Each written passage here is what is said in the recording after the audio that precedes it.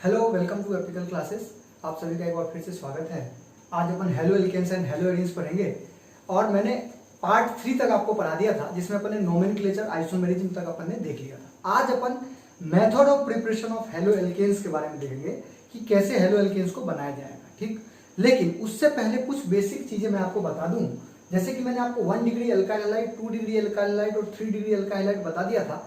देखो, alkyl halide है तो क्लोरीन, ब्रोमीन, आयोडीन, फ्लोरीन ये सब लगा रहेगा। अब वो जो ग्रुप है हेलो ग्रुप, जिसको अपन फ्लोरीन, क्लोरीन, ब्रोमीन, आयोडीन बोल रहे हैं, वो जिस कार्बन से लगा हुआ है वो यदि एक ही तरफ से कार्बन से लगा है तो उसको अपन बोलेंगे 1 डिग्री अल्काइल हैलाइड। और अगर वो दो तरफ से कार्बन से लगा हो तो उसको अपन बोलेंगे 2 डिग्री अल्काइल हैलाइड। और अगर वो तीन तरफ से कार्बन से जुड़ा होगा तो उसको अपन बोलेंगे 3 डिग्री अल्काइल हैलाइड। थोड़ा सा मैं एग्जांपल बता दूं बेटा, है ना, क्योंकि ये सब इंपॉर्टेंट है। अभी अपन वापस इसको एक बार डिवाइड कर लेते हैं।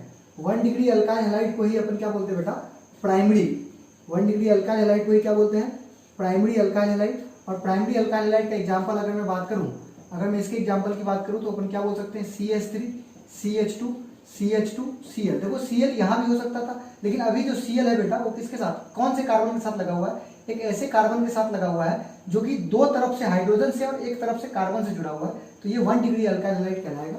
इसी तरीके से अगर मैं बात करूं 2 डिग्री अल्काइल हैलाइड की बेटा, तो मैंने आपको बताया था कि 2 डिग्री अल्काइल हैलाइड जो होता है, अगर मैं इसके एग्जांपल की बात करूं तो आप देखिए CH3, CH, यहाँ पर Cl लगा हुआ है और यहाँ पर CH3। तो ये जो Cl है, मतलब ये जो ग्रुप है, ये ग्रुप जिस कार्बन से लगा हुआ है यह दो तरफ से कार्बन से लगा है और एक ही तरफ से हाइड्रोजन से लगा है, तो ये क्या कहलाएगा, 2 डिग्री अल्काइल हैलाइड कहलाएगा।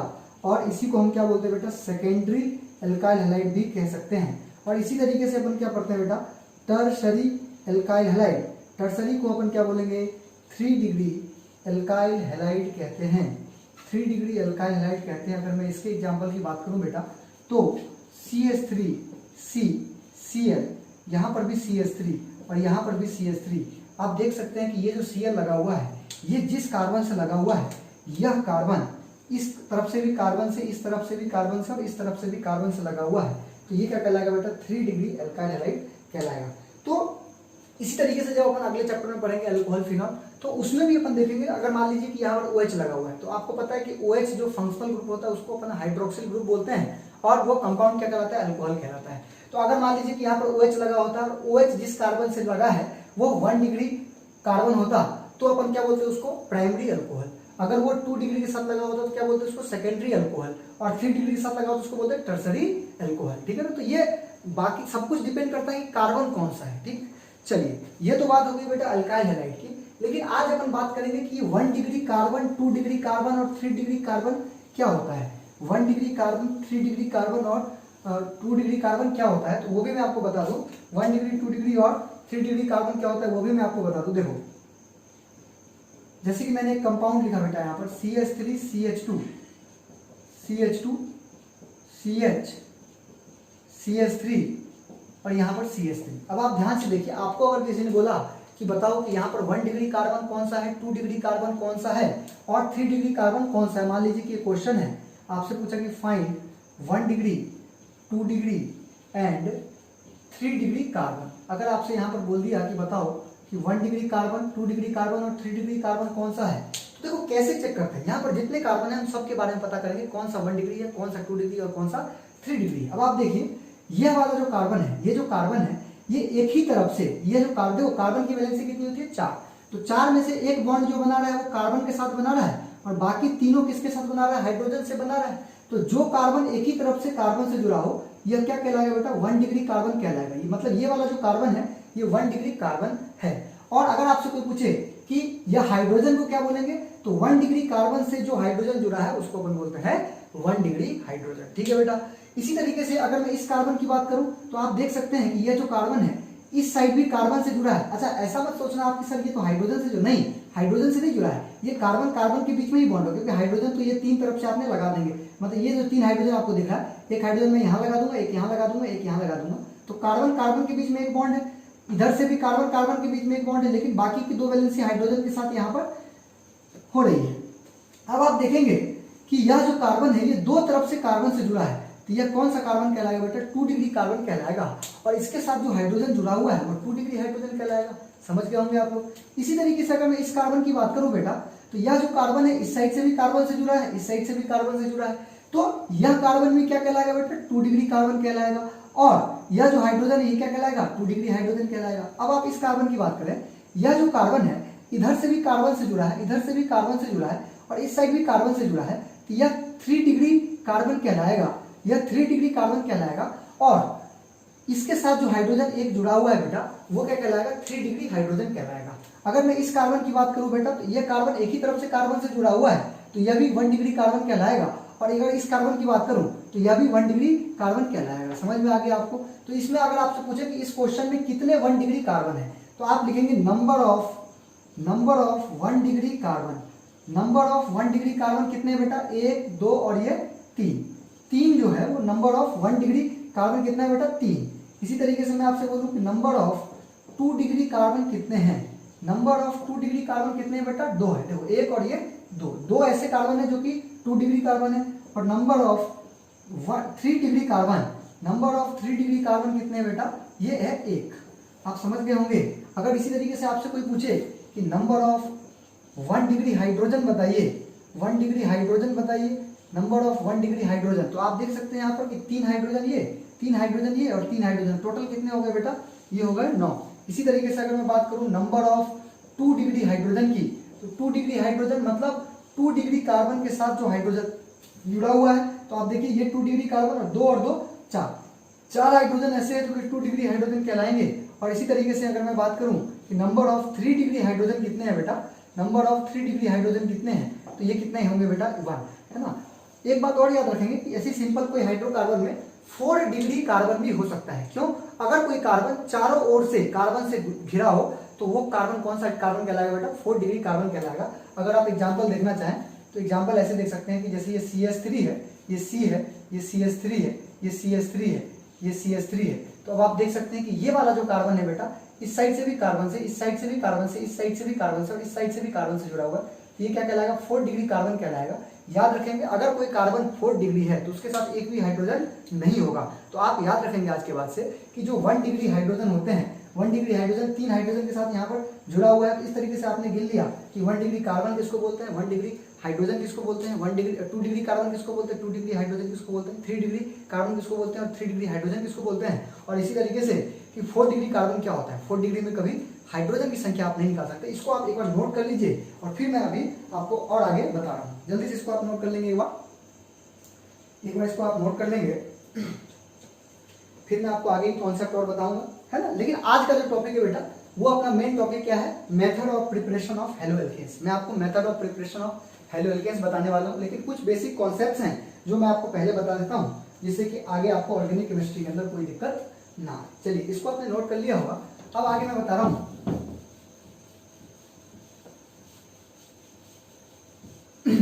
अब मैं आगे आपको क्या बता रहा हूँ, तो देखो बेटा ऑर्गेनिक केमिस्ट्री के रिएक्शंस यहीं से स्टार्ट हो रहे हैं। तो आगे इस चैप्टर में भी और बहुत सारे चैप्टर्स में ऑर्गेनिक केमिस्ट्री के अंदर कुछ टर्म्स आएंगे, जैसे कि मैं बोलूं हेलोजिनेशन, जैसे मैं बोलूं हेलोजिनेशन, तो आप समझ जाएंगे कि हेलोजिनेशन का मतलब होता है हेलोजन का जुड़ना। हेलोजन तो आप लोग जानते हैं एक्स से डिनोट करते हैं हेलोजन को, है ना। मैं यहाँ पर लिख रहा हूँ एडिशन ऑफ हेलोजन को क्या बोलेंगे बेटा, अगर एडिशन हो रहा है हेलोजन का, एडिशन ऑफ हेलोजन क्या कहलाएगा, हेलोजिनेशन कहलाएगा। हिंदी में बोलते हैं हेलोजिनीकरण, हेलोजिनेशन।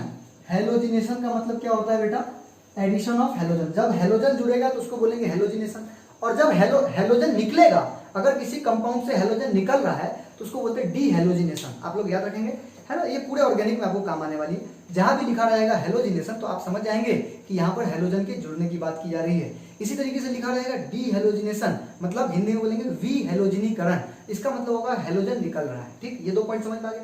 इसी तरीके से पूरी केमिस्ट्री के अंदर आपको कहीं पर अगर दिखे हाइड्रोजिनेशन, मतलब हाइड्रोजन का जुड़ना। हाइड्रोजन जब जुड़ेगा तो उसको अपन क्या बोलेंगे, हाइड्रोजन। हाइड्रोजन जब एडिशन होगा तो उसको क्या बोलेंगे बेटा, हाइड्रोजिनेशन बोलेंगे।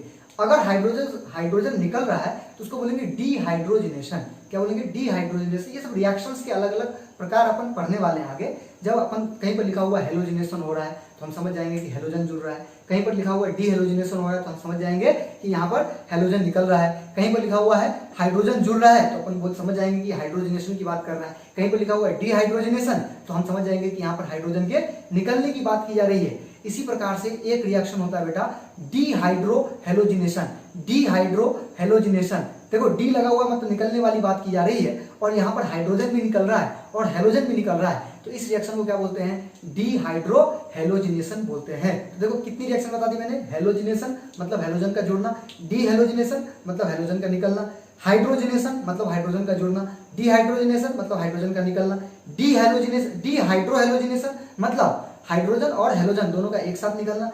इसी प्रकार अगर मैं बोलूं हाइड्रेशन, हाइड्रेशन का मतलब होता है पानी का जुड़ना, और लिखा हो डिहाइड्रेशन मतलब पानी की कमी होना, पानी का निकलना। डिहाइड्रेशन हो जाता है, अपने को पता है ना, डिहाइड्रेशन मतलब पानी की कमी होती है, तो आप सबको पता ही होगा। तो डिहाइड्रेशन मतलब पानी का कमी होना या पानी का निकलना, और हाइड्रेशन मतलब पानी का जुड़ना। चलिए, तो ये सारे बेसिक्स पॉइंट्स थे जो कि मैंने आपको बता दिए आगे बढ़ने से पहले। अब अपन टॉपिक डाल रहे हैं यहाँ पर। अब जो यहाँ पर अपन टॉपिक डाल रहे हैं बेटा वो है method of preparation, method of preparation of, method of preparation of haloalkanes, मतलब हेलोएल्केन को हम कैसे बनाएंगे उसके बारे में हम यहाँ पर बात करने वाले हैं बेटा। हेलोएल्केन्स का क्या मेथड ऑफ प्रिपरेशन होता है, तो अलग अलग मेथड ऑफ प्रिपरेशन अपन पढ़ेंगे बारी बारी से, है ना। तो उसमें सबसे पहला जो टॉपिक होता है बेटा वो है हाइड्रोकार्बन, है ना। पहला आप याद रखेंगे हाइड्रोकार्बन, है ना। हाइड्रोकार्बन से कैसे बनाएंगे हम उसकी बात करेंगे, ठीक। तो हाइड्रोकार्बन में तो भाई अल्केन भी आएगा, एल्कीन भी आएगा, एल्काइन भी आएगा, एरोमेटिक हाइड्रोकार्बन भी आएगा। हम सिर्फ बात करेंगे यहाँ पर एल्केन से कैसे बनाया जाएगा और एल्कीन से कैसे बनाया जाएगा, ठीक। और एरोमेटिक हाइड्रोकार्बन से अपन जब बनाते हैं तो वो हेलोएरिन की बात करते हैं, तो अपन तो सिर्फ हेलोएल्केन की बात कर रहे हैं अभी। तो यहाँ पर सिर्फ एल्केन और एल्कीन से बनाया जाता है, ठीक है, एल्काइन से नहीं बनाएंगे। तो एल्केन से बनाएंगे तो हाइड्रोकार्बन में जो पहला टॉपिक होगा बेटा फ्रॉम एल्केन, क्या लिखेंगे यहाँ पर? फ्रॉम एल्केन, मतलब कि हम किससे बना रहे हैं, क्या बना रहना चाह रहे हैं? हेलोएल्केन्स बनाना चाह रहे हैं। और किससे बना रहे हैं? सबसे पहला टॉपिक क्या डाला अपन ने? हाइड्रोकार्बन। और हाइड्रोकार्बन में सबसे पहले अपन क्या पढ़ रहे हैं कि एल्केन से अगर मुझे हेलोएल्केन बनाना हो तो हम कैसे बनाएंगे बेटा। तो आप ध्यान देंगे कि जब अपन सनलाइट की प्रेजेंस में अपन हेलोजिनेशन कर देते हैं, किसका? एल्केन का। जब एल्केन का हेलोजिनेशन करते हैं तो आपके दिमाग में झट से क्लिक कर जाना चाहिए यहाँ पर कि हेलोजिनेशन का मतलब होता है हेलोजन का जुड़ना। अभी मैंने आपको बताया था कि हेलोजिनेशन का मतलब होता है हेलोजन का जुड़ना। तो आप एल्केन के अंदर अगर आप हेलोजन को जोड़ेंगे, किसके प्रेजेंस में ये रिएक्शन होता है बेटा? हेलोजन के सनलाइट के प्रेजेंस में होता है। एक बात और याद रखेंगे कि अगर आप सनलाइट के प्रेजेंस में नहीं करने के बजाय अगर आप उसको सिर्फ हीट कर देंगे तो भी ये रिएक्शन पॉसिबल हो जाएगा। लेकिन अभी जो अपन बात कर रहे हैं सिर्फ और सिर्फ बात कर रहे हैं कि जब एल्केन को हेलोजन के साथ रिएक्शन करते हैं और सनलाइट की प्रेजेंस में करते हैं तो हमें हेलोएल्केन्स प्राप्त होता है। तो ध्यान से देखेंगे, मैं इसके डायरेक्ट एग्जांपल की बात करूं, है ना। ये पॉइंट आप लिख सकते हैं यहाँ पर कि when alkanes react with halogen, है ना, in the presence of sunlight then halogenation occurs and haloalkanes are form, ठीक है। तो देखिए कैसे करेंगे, एक एग्जांपल मैं ले रहा हूँ। जैसे कि मान लीजिए CH4 है और मैंने इसका क्या कर दिया बेटा? क्लोरीनेशन कर दिया, है ना। क्लोरीनेशन कहाँ से आ गया सर? भाई जिस तरीके से आपने बोला कि हेलोजन के जुड़ने को हेलोजिनेशन बोलते हैं, तो हेलोजन क्या है? क्लोरीन है, ब्रोमीन है, आयोडीन है ना। तो क्लोरीन को जोड़ेंगे तो क्लोरीनेशन, ब्रोमीन को जोड़ेंगे तो ब्रोमिनेशन, है ना। तो इसी तरीके से हमने क्या कर दिया? मीथेन को हमने क्या कर दिया बेटा? क्लोरीनेशन कर दिया।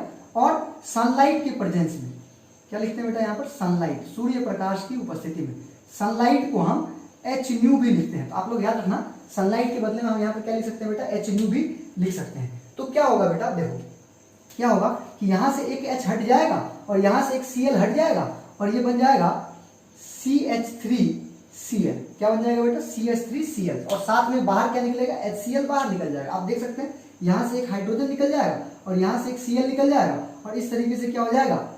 HCl बाहर और ये बन क्या गया? CH3Cl। लेकिन आप याद रखेंगे कि ये रिएक्शन यहां पर नहीं रुकता है, यह रिएक्शन कंटिन्यूअसली होता चला जाता है, यह रिएक्शन कंटिन्यूअसली होता चला जाता है। और याद रखेंगे कि फिर ये क्लोरीन के साथ रिएक्शन कर जाएगा, है ना। ये फिर से क्लोरीन के साथ रिएक्शन कर जाएगा और फिर से ये एक हाइड्रोजन और हटेगा यहाँ से, तो ये क्या बना लेगा? CH2Cl2 बना लेगा। और फिर से अगर इसकी आप रिएक्शन कर देंगे, मतलब ये रिएक्शन कंटिन्यूअसली होता चला जाता है, ठीक है। Cl2 और HCl बाहर चलता चला जाएगा, HCl हमेशा बाहर जाता जाएगा, है ना।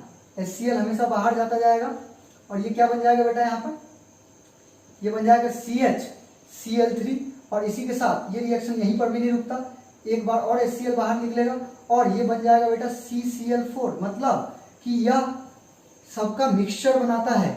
CH2Cl2 CH3Cl ये सब के सब बनने लगते हैं स्टार्टिंग से कंटिन्यूअसली, ये बनने लगते हैं ना। नाम अगर मैं बात करूं तो इसका नाम बेटा मैंने आपको बताया था क्लोरोमीथेन है।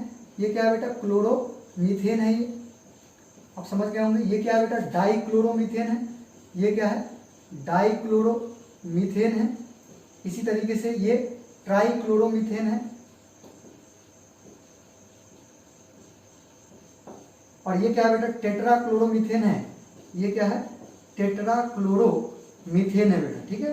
तो आप याद रखेंगे कि अगर आप किसी, फिर से मैं एक बार बोल रहा हूं आपको कि अगर आप किसी एल्केन की रिएक्शन सनलाइट की प्रेजेंस में हेलोजन के साथ कर देंगे तो हेलोजिनेशन हो जाएगा। हेलोजिनेशन हो जाएगा मतलब क्या होगा? हेलोजन जुड़ जाएगा। यही तो हेलोजन है ना। क्लोरीन आके यहाँ पर जुड़ गया, एक H एक Cl बाहर और यहाँ पर एक क्लोरीन आके जुड़ गया। ये रिएक्शन यहाँ पर नहीं रुकता है, ये कंटिन्यूअसली होता चला जाता है ना। और यहाँ पर फिर से एक HCl, यहाँ से एक H और यहाँ से एक Cl, यहाँ से एक Cl बाहर हो गया और यहाँ से यहाँ पर एक और Cl जुड़ गया, फिर यहाँ से एक H और यहाँ से एक Cl बाहर जाता है, HCl बाहर, और ये CHCl3 बन जाएगा और लास्ट में ये CCl4। इस प्रकार से ये कंप्लीट यहाँ तक रिएक्शन होता है। लेकिन सपोज करो कि आपको, आप बोला नहीं सर मुझे तो इतना नहीं चाहिए, मुझे तो बस ये चाहिए, मतलब मुझे मोनोक्लोरो चाहिए, मोनोक्लोरोमीथेन चाहिए, मुझे ये सब नहीं चाहिए, ठीक है। तो ऐसे केस में आप क्या करते हैं कि इसको आप एक्सेस में नहीं लेंगे। एक्सेस मतलब इसका आप लिमिटेड अमाउंट लेंगे। तो इसका अगर आप लिमिटेड अमाउंट लेंगे और इसका एक्सेस ले लेंगे तो ये क्या होगा? ये रिएक्शन यहीं पर रुक जाएगा। तो अपने को ये नहीं पढ़ना, अपने को सिर्फ इतना पढ़ना है यहाँ पर कि जब हेलोजिनेशन अपन करेंगे, किसी भी एल्केन का जब हेलोजिनेशन करेंगे तो इस तरीके से पहले मोनो फिर डाई, इस तरीके से ये जब तक हाइड्रोजन हटता चला जाएगा और इस तरीके से लास्ट तक इस प्रकार से रिएक्शन हो जाती है। आप लोग ये समझ गए होंगे, ठीक। और मैंने आपको बोला कि अगर आपको मोनोक्लोरो चाहिए है ना, तो आपको क्या करना है कि इसको एक्सेस में नहीं लेना है। बस ये पॉइंट आप याद रखेंगे, ठीक। तो इसको अपन क्या बोलेंगे? क्लोरीनेशन, है ना। हेलोजिनेशन तो है ही, लेकिन इसको अपन क्या बोलेंगे? क्लोरीनेशन, क्योंकि क्लोरीन जुड़ रहा है। अगर मैं यहाँ पर ब्रोमीन जोड़ दूं, बेटा ध्यान से देखना, अगर मैं यहाँ पर ब्रोमीन जोड़ दूं सेम टू सेम ऐसी रिएक्शन चलेगा, है ना। यहाँ पर Br2 लिख देंगे, एक H एक Br बाहर होगा, फिर यहाँ पर CH3Br, इसी तरीके से चलेगा। उसको अपन बोलेंगे ब्रोमिनेशन, ठीक है। क्या बोलेंगे बेटा? ब्रोमिनेशन, ठीक। लेकिन अगर आप आयोडोमीथेन बनाना चाहते हैं, आयोडोमीथेन बनाना चाहते हैं तो फिर उसको ऐसे नहीं करेंगे। उस केस में हम क्या करते हैं बेटा कि अगर मैं यहाँ पर, इसको आप नोट कर लीजिए, फिर मैं बता रहा हूँ, इसको आप नोट कर लीजिए एक बार, फिर मैं बता रहा हूँ क्या करते हैं। अगर मुझे आयोडोमीथेन बनाना हो तो हम क्या करेंगे, जल्दी से ये नोट कर लीजिए आप लोग। आपने देखा कि हाइड्रोकार्बन में एल्केन, एल्कीन, अल्काइन तीनों पढ़ते हैं, लेकिन यहाँ पर एल्केन और एल्केन से ही बनाएंगे। तो हम पहले एल्केन की बात कर रहे हैं और एल्केन से जब अपन हेलोजिनेशन कर देंगे सनलाइट की प्रेजेंस में, एक बात और याद रखेंगे, जब कोई रिएक्शन सनलाइट के प्रेजेंस में होता है उसको अपन बोलते हैं फोटोकेमिकल रिएक्शन। ये भी पॉइंट याद रखने वाली है, फोटोकेमिकल रिएक्शन होती है ना। जो रिएक्शन सनलाइट के प्रेजेंस में होगा उसको अपन क्या बोलते हैं? फोटोकेमिकल रिएक्शन बोलते हैं, ठीक। तो चलो ये आपने देख लिया।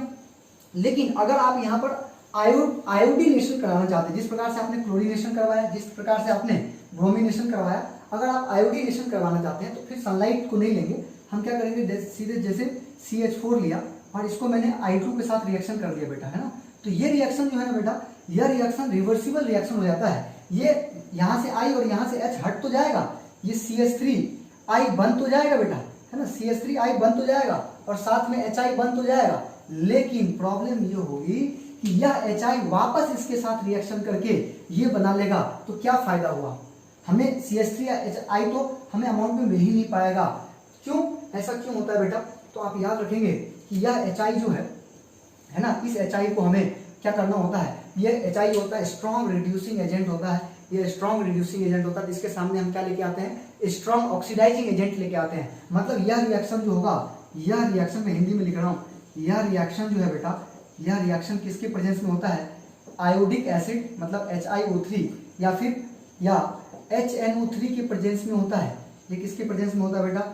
यह रिएक्शन HNO3 या HiO3 के प्रेजेंस में होता है। क्यों होता है? तो देखिए, जैसे ही आपने ये रिएक्शन किया और आपने इसका प्रेजेंस लिया हुआ है, तो ये क्या है? Oxidising agent. ये क्या है बेटा? Oxidising agent. तो जैसे ही ये बनेगा, HI बनेगा और ये HI को लेके गायब, और HI को लेके गायब तो सिर्फ हमें ये मिलता रहेगा। तो ये कंटिन्यूअसली बनता रहेगा और HI को लेके ये सब गायब होता रहेगा और इस तरीके से हमें आयोडोमीथेन बनता रहेगा। तो इस तरीके से आपने देखा कि किस प्रकार से आपने यहाँ पर मोनो सब्स्टिट्यूट पे ही छोड़ दिया इसको, है ना। फिर से मैं बोल रहा हूँ आपको कि अगर आप आयोडीनेशन करना तो हेलोजिनेशन में आपने क्लोरीनेशन देखा, ब्रोमिनेशन देखा, अब मैं बोल रहा हूँ कि अगर आप आयोडीनेशन करवाना चाहते हैं तो इसमें कोई प्रॉब्लम नहीं है, आप करवा दो, I2 के साथ रिएक्शन करवा दो मीथेन की तो बन जाएगा आयोडोमीथेन। लेकिन जो ये HI बनता है स्ट्रॉन्ग रिड्यूसिंग एजेंट होता है बेटा, और अब ये अगर स्ट्रॉन्ग रिड्यूसिंग है तो वापस इसके साथ रिएक्शन करके और ये बना लेगा, तो ये रिवर्सिबल रिएक्शन होता है। हम चाहते हैं कि ये बने, हम तो ये बनाना चाहते हैं ना बेटा, method of preparation of halo alkane से टॉपिक, तो हम तो ये बनाना चाहते हैं। अगर मुझे ये बनाना है बेटा तो उसके लिए हम क्या करेंगे, इसको हम कोई ऑक्सीडाइजिंग एजेंट के साथ रिएक्शन करवा देंगे, और ये ऑक्सीडाइजिंग एजेंट यहाँ पर आयोडिक एसिड या फिर यहाँ पर नाइट्रिक एसिड ले लेते हैं। ये सब स्ट्रॉन्ग ऑक्सीडाइजिंग एजेंट्स होते हैं जो कि इसके साथ रिएक्शन करके और पार हो जाते हैं, मतलब हट जाते हैं। आप समझ गए होंगे मेरी बातों को। चलिए ये पॉइंट भी हो गया। तो हमने बात कर ली बेटा कि एल्केन से हम कैसे हेलो एल्केन बनाएंगे, है ना। अभी मैंने आपको क्या बताया बेटा कि एल्केन से हम कैसे हेलो एल्केन बनाते हैं, ये पॉइंट मैंने आपको बताया। याद रखने के लिए आप शॉर्ट में लिख लेंगे कि एल्केन का आपने क्या कर दिया था, हेलोजिनेशन कर दिया था। एल्केन का आपने क्या कर दिया था बेटा, हेलोजिनेशन कर दिया था। तो ये क्या बन गया था बेटा, हेलो एल्केन्स बन गया था। आप एक लाइन में ऐसे याद रखेंगे रिएक्शन को कि एल्केन को आप हेलोजिनेशन कर दिया आपने, तो वो क्या बन गया बेटा, हेलो एल्केन्स बन गया। तो आपका ये मेथड ऑफ प्रिपरेशन का जो फर्स्ट टॉपिक था वो हो गया कंप्लीट। आप समझिए यहाँ पर method of preparation of halo alkanes, मतलब हम हेलो एल्केन बनाने की मेथड पढ़ रहे हैं। किससे पढ़ रहे हैं, हाइड्रोकार्बन से। हाइड्रोकार्बन में किससे, एल्केन से। एल्केन मतलब मीथेन, इथेन, प्रोपेन, ब्यूटेन की बात कर रहे हैं हम, है ना। तो एल्केन से हम अगर हेलोजिनेशन कर देंगे तो क्या बन जाएगा बेटा, हेलो एल्केन्स बन जाएगा। चलिए एक और टॉपिक इसी में, एल्केन में एक और चीज है वो मैं आपको बता रहा हूँ। अगर मान लीजिए कोई हाइयर एल्केन है, अभी तो मैंने सिर्फ आपको, है ना, मीथेन का बताया, है ना। तो जो हाइयर एल्केन है, जैसे कि मान लीजिए कि ये CH3, CH2 और CH3, ये कोई ब्यूटेन है ना, ये क्या है, ब्यूटेन है।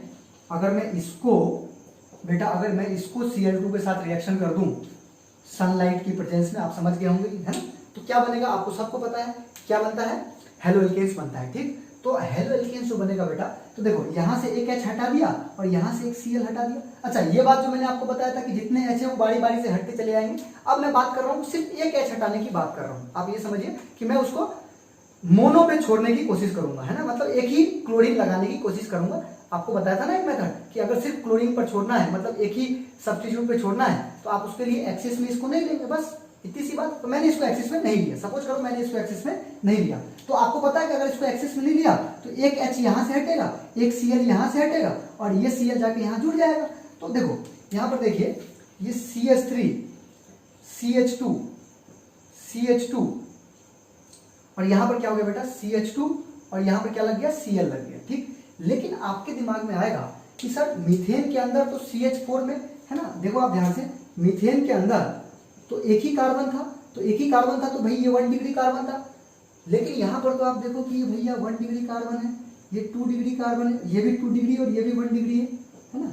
तो आपको ये किसने हक दिया है कि आप सिर्फ यहां से हाइड्रोजन हटाओ। मैं बोलूंगा सर यहां से आप हाइड्रोजन हटाओ, अगर आप यहां से हाइड्रोजन हटाओगे तो Cl यहां लगेगा, बिल्कुल, तो वो भी बनता है। आप देखिए ध्यान से, CH3, CH2, CH, Cl और CH3। तो आप याद रखेंगे कि 1 क्लोरोब्यूटेन और 2 क्लोरोब्यूटेन, चूंकि ये दोनों आइसोमर है, आप देख रहे हैं ना यहाँ पर आइसोमर, मैंने आपको बताया था पोजीशन आइसोमर है, इनकी पोजीशन अलग अलग है ना। आप बोलोगे सर अगर आप ऐसी बात कर रहे हो तो यहां से हाइड्रोजन हटाया तो यहां से क्यों नहीं हटाया, अगर आप यहां से हाइड्रोजन हटाओगे बेटा तो यहां पर क्लोरीन लग जाएगा और यहां पर क्लोरीन लग जाएगा, तो वो भी तो बेटा 2 क्लोरोब्यूटेन निकल आएगा। तो अंतर कहां रहा। अगर मान लीजिए कि कहीं पर 3 डिग्री कार्बन होता और 3 डिग्री हाइड्रोजन होता तो हम वो हाइड्रोजन भी हटाते और वहां भी क्लोरीन लगाते, तो वो तीनों आइसोमर बन जाते फिर, है ना। यहाँ पर 2 प्रकार के आइसोमर बनते हैं, ये दोनों बनते हैं, दोनों का मिक्सचर प्राप्त होता है और इन दोनों को अलग करना बहुत ही मुश्किल होता है, डिफिकल्ट होता है, मतलब हम इन दोनों को अलग नहीं कर सकते। तो आप याद रखेंगे। फिर से एक बार बता दो ये क्या था, कौन सी रिएक्शन है, हेलोजिनेशन है। देखो क्लोरीन जुड़ रहा है, तो ये क्या है, हेलोजिनेशन। आप बोलोगे सर ये समझ में नहीं आया, ये क्या कर दिया सर, ये 2 प्रोडक्ट क्यों बना दिया आपने। भाई मैं आपको क्या बोल रहा हूं, आप बनाओ, एक ही बनाओ, ठीक, आप तो यही बनाओ 1 क्लोरोब्यूटेन बनाओ। लेकिन आप मुझे ये बताओ कि अगर आप 1 क्लोरोब्यूटेन बना दोगे तो आप ही में से कुछ बच्चे मुझे आके फोन करेंगे कल कि सर यहाँ से तो आपने हाइड्रोजन हटा दिया, यहाँ से क्यों नहीं हटाया आपने? तो बिल्कुल हटाएंगे। मैं आपको क्या बोल रहा हूँ कि यहाँ से हाइड्रोजन हटाएंगे तो यहाँ पर क्लोरीन लग जाएगा, यहाँ से हाइड्रोजन हटाएंगे तो यहाँ क्लोरीन बन जाएगा। और अगर मैं प्रैक्टिकली बात करूं तो ये दोनों का मिक्सचर बनता है, दोनों का आइसोमेरिक मिक्सचर बनता है। ठीक, आप बोलोगे सर ये तो आपने ब्यूटेन का एग्जांपल लिया, अगर मैं प्रोपेन लेता तो प्रोपेन में भी 2 प्रकार का कार्बन पाया जाता है, 1 डिग्री कार्बन भी और 2 डिग्री कार्बन भी। अगर आपको देखना है तो देखिए CH3 CH2 CH3, देखो ये प्रोपेन है। अगर इसमें मैं Cl2 का एडिशन करूं, देखिए ध्यान से, तो ये जो Cl है यहाँ भी लग सकता है क्योंकि ये 1 डिग्री कार्बन है और ये 2 डिग्री कार्बन है। फिर यहाँ भी लगाएंगे क्योंकि ये भी 1 डिग्री कार्बन है, तो यहाँ पर भी एक, हाँ ठीक है ना, यहाँ पर भी लगा सकते हैं क्लोरीन और यहाँ पर भी लगा सकते हैं, है ना, क्योंकि ये 2 डिग्री कार्बन है और ये 1 डिग्री कार्बन है, तो यहाँ पर भी आइसोमेरिक मिक्सचर। अगर मैं पेंटेन ले लूँ तो भी 2 प्रकार के, है ना, पेंटेन ले लूँ तो भी 2 प्रकार का बनेगा, है ना, हेक्सेन ले लूँ। तो आप समझ के चले जब तक 3 डिग्री कार्बन किसी कंपाउंड में नहीं आएगा तब तक 3 का आइसोमर नहीं बनेगा। यहाँ पर 2 का आइसोमर आपको क्लियरली दिख रहा है। अब आपके दिमाग में आएगा सर पहले तो आप बोल रहे थे कि एक ही कार्बन का जितना हाइड्रोजन है वो सब हटा दो। बिल्कुल, इसमें भी हो सकता है। अगर मैं क्लोरीन को एक्सेस में ले लूंगा तो पहले एक हाइड्रोजन हटके एक क्लोरीन लगेगा, फिर उससे आगे दूसरा हाइड्रोजन हटके दूसरा क्लोरीन लगेगा। लेकिन मैं एक्सेस में नहीं ले रहा हूँ, मैं किस में ले रहा हूँ, इसको मैंने लिमिटेड लिया। तो लिमिटेड लिया तो आपको पता है कि एक ही हाइड्रोजन हटके एक ही Cl लगना है, तो मैंने यहाँ से हाइड्रोजन हटा के और यहाँ Cl लगा दिया। आप बोलोगे सर यहाँ वाला क्यों नहीं, तो मैंने एक दूसरा प्रोडक्ट बनाया, प्लस करके लिख रहा हूँ, है ना, दूसरा प्रोडक्ट बनाया तो वो Cl यहाँ, अच्छा यहाँ से हट करके यहाँ पे लग गया। तो इस प्रकार से इसका आइसोमर प्राप्त होता है। तो अब ये जो टॉपिक हुआ बेटा ये हो गया समाप्त कि एल्केन से हम हेलो एल्केन कैसे बनाएंगे। देखो ज्यादा स्ट्रेस नहीं लेना है, आपको ज्यादा स्ट्रेस नहीं लेना बेटा। मैं बहुत आसान तरीके से आपको बताने की कोशिश, क्योंकि ये रिएक्शन वाला पार्ट है बेटा। ये मतलब ऐसा नहीं कि आपको कम समझ में आए, ये कम समझ में ही आता है ना। तो आप बिल्कुल निश्चिंत रहिए, मैं इसको थोड़ा इंटरेस्टिंग वे में लाने की कोशिश करूंगा, है ना। तो आप बिल्कुल ऐसे याद रखें कि कोई एल्केन है, एल्केन का मतलब मीथेन, इथेन, प्रोपेन, ब्यूटेन, है ना, पेंटेन, हेक्सेन, हेप्टेन, ये सब है। अब अगर आप उसको हेलोजन के साथ रिएक्शन करेंगे, क्लोरीन, ब्रोमीन, आयोडीन के साथ रिएक्शन करेंगे, तो मैंने आपको क्या बोला कि सनलाइट के प्रेजेंस में करते हैं तो हेलोजिनेशन हो जाता है। और हेलोजिनेशन हो जाता है मतलब क्या, वहां पर क्लोरीन जुड़ जाएगा, ब्रोमीन जुड़ जाएगा, क्लोरीन जुड़ेगा तो क्लोरीनेशन, ब्रोमीन जुड़ेगा तो ब्रोमिनेशन। इन सबको एक साथ क्या बोलते हैं, हेलोजिनेशन बोलते हैं, बस, है ना। आपको मैंने 2 कॉन्सेप्ट बताए। मैंने आपको पहले ये बताया कि अगर आप एक्सेस में ले लेंगे तो वो तो रुकेगा ही नहीं, जितने हाइड्रोजन है वो हटते जाएंगे और क्लोरीन उसमें ऐड होता चला जाएगा, ठीक है। और फिर मैंने बोला कि जो हाइयर एल्केन्स होते हैं उसमें आइसोमेरिक प्रोडक्ट प्राप्त होता है। आइसोमेरिक मतलब समझ रहे हैं कि जितने प्रकार के कार्बन है उतने प्रकार के कार्बन अपन हाइड्रोजन हटा के वहां से निकाल सकते हैं, ठीक। अब आप बोलोगे चलिए सर ठीक है, आपने, है ना, एक पॉइंट और बता रहा हूं आपको कि जैसे कि ये क्वेश्चन था CH3 CH2 CH2 CH3, इसको आपने क्लोरीन के साथ रिएक्शन किया था, है ना, सनलाइट की प्रेजेंस में। तो आपने तो बोला ठीक है सर कि यहाँ से H हट जाएगा और यहाँ से Cl हट के HCl बाहर और ये Cl यहाँ लग जाएगा, तो एक प्रोडक्ट बना। एक और प्रोडक्ट बनाने की कोशिश करते हैं, यहाँ से H हट जाएगा, मैं लिख ही देता हूँ दोनों फिर से एक बार, जो बातें मैंने लिखी थी वही बातें फिर से एक बार रिपीट कर देता हूँ। ये देखो बेटा, यहाँ से H हट के यहाँ Cl लग गया और ये दूसरा वाला जो प्रोडक्ट बना बेटा ये रहा आपका दूसरा प्रोडक्ट। तो मैं अगर आपसे पूछूं बेटा कि इन दोनों में ज्यादा एक्साइटेड कौन है, मतलब यह वाला हाइड्रोजन पहले निकलने की चेष्टा करेगा कि यह वाला हाइड्रोजन पहले निकलने की, मतलब इन दोनों में ज्यादा संभावना किसके बनने की है। मैं ये बोल रहा हूं कि बनता तो दोनों है बेटा, लेकिन ज्यादा संभावना किसकी है बनने की। तो आप याद रखेंगे कि जो यहाँ पर 1 डिग्री है ना, 3 डिग्री हाइड्रोजन होता है। देखो ये कौन सा डिग्री है, 1 डिग्री हाइड्रोजन है।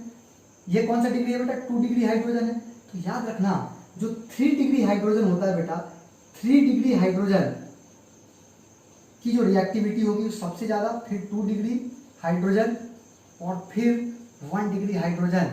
1 डिग्री हाइड्रोजन मतलब अभी तो हमने 3 डिग्री हाइड्रोजन कहीं पर एग्जाम्पल में नहीं देखा, अभी तो हमने सिर्फ 1 डिग्री हाइड्रोजन को देखा और 2 डिग्री हाइड्रोजन को देखा। ये किसका ऑर्डर है, रिएक्टिविटी, मतलब हाइड्रोजन की जो निकलने की टेंडेंसी है, कौन वाला जो है, कौन हाइड्रोजन पहले निकलना पसंद करेगा यहाँ पर। तो ऑब्वियस सी बात है ये वाला हाइड्रोजन, मतलब इन दोनों में जो अच्छे मात्रा में प्रोडक्ट बनेगा वो कौन सा बनेगा, ये बनेगा। कारण कि ये वाला जो हाइड्रोजन है इसके निकलने की टेंडेंसी इसके मुकाबले में ज्यादा होगी, रिएक्टिविटी ज्यादा होगी। ये पॉइंट लास्ट है ना, ये हो गया आपका टॉपिक समाप्त। ये कौन सा टॉपिक था कि जब हम एल्केन से हेलो एल्केन बना रहे थे बेटा, एल्केन से हेलो एल्केन बना रहे थे। मैंने सारे टॉपिक्स क्लियर कर दिए, मेंस नीट सारे टॉपिक क्लियर कर दिए, यही टॉपिक है इसमें, ठीक है बेटा। चलिए, ये तो आपने रिएक्टिविटी की बात कर ली।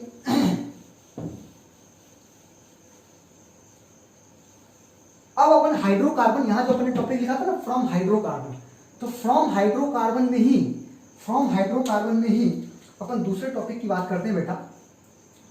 हम दूसरे टॉपिक की बात करते हैं जिसका नाम है फ्रॉम एल्कीन्स।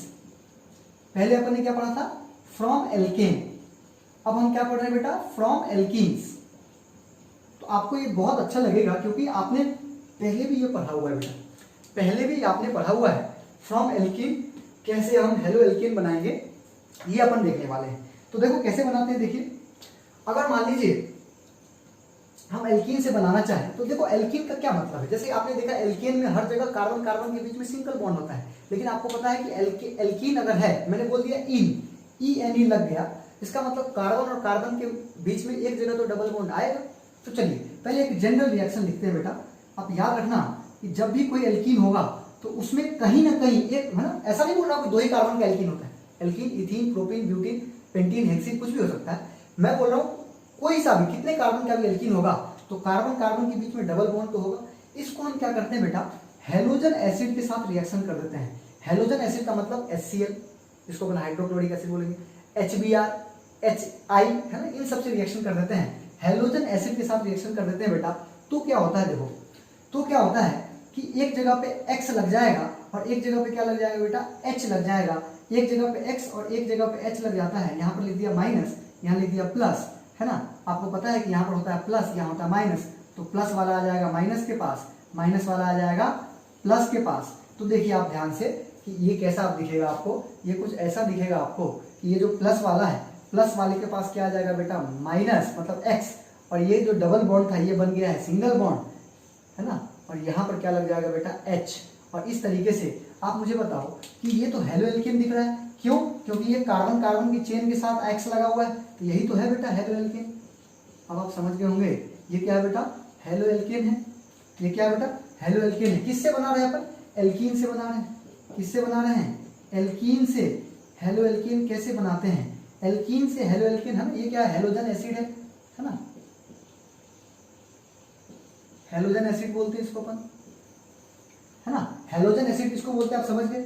जब किसी एल्कीन को हेलोजन एसिड के साथ मतलब HX के साथ रिएक्शन करेंगे तो इस प्रकार से ना, ये दिमाग पर प्रेशर मत डालो कि ये डबल बॉन्ड कैसे टूटा, फिर ये कैसे करके। आप सिंपल सी लैंग्वेज में आपके दिमाग में आ रहा होगा सर इधर क्यों नहीं। बिल्कुल इधर भी हम तोड़ेंगे क्योंकि ये सिमेट्री है, तो हम इस साइड भी माइनस इस साइड भी प्लस लिख सकते। आप इधर से भी तोड़ोगे तो यहाँ पर X है तो यहाँ पर X हो जाएगा और ये H यहाँ पर आ जाएगा। तो वो सारी बातें अपन आगे अभी करेंगे। उससे पहले आप ये देखिए कि सिर्फ आप ये इसको याद रखिए कि एल्कीन से हेलो एल्केन कैसे बनाते हैं। देखो एल्केन से हेलो एल्केन कैसे, देखो आपको याद हो जाना चाहिए। एल्केन से हेलो एल्केन बनाने के लिए हेलोजिनेशन आपने कर दिया, याद हो गया। अब मैं आपको बोल रहा हूँ कि एल्कीन से हेलो एल्केन बनाने के लिए आप उसको क्या कर दो बेटा? HX से रिएक्शन कर दो, हेलोजन एसिड के साथ रिएक्शन कर दो बेटा, तो वो क्या बन जाएगा बेटा? हेलो एल्केन बन जाएगा। ठीक, इसको आप लोग एक बार नोट कर लीजिए और फिर मैं आपको बता रहा हूँ। अब आप HX का मतलब यहाँ पर क्या क्या हो सकता है? HX का मतलब यहाँ पर क्या क्या होगा बेटा? तो आप याद रखेंगे HX का मतलब यहाँ पर HCl भी है, HBr भी है और HI भी है ना। HF नहीं लेते हैं यहाँ पर HX के बदले में HCl लेते हैं, HBr लेते हैं और HI लेते हैं। आप लोग इसको जल्दी से आप लोग नोट डाउन कर लेंगे और फिर मैं आपको आगे की कहानी सुनाऊंगा।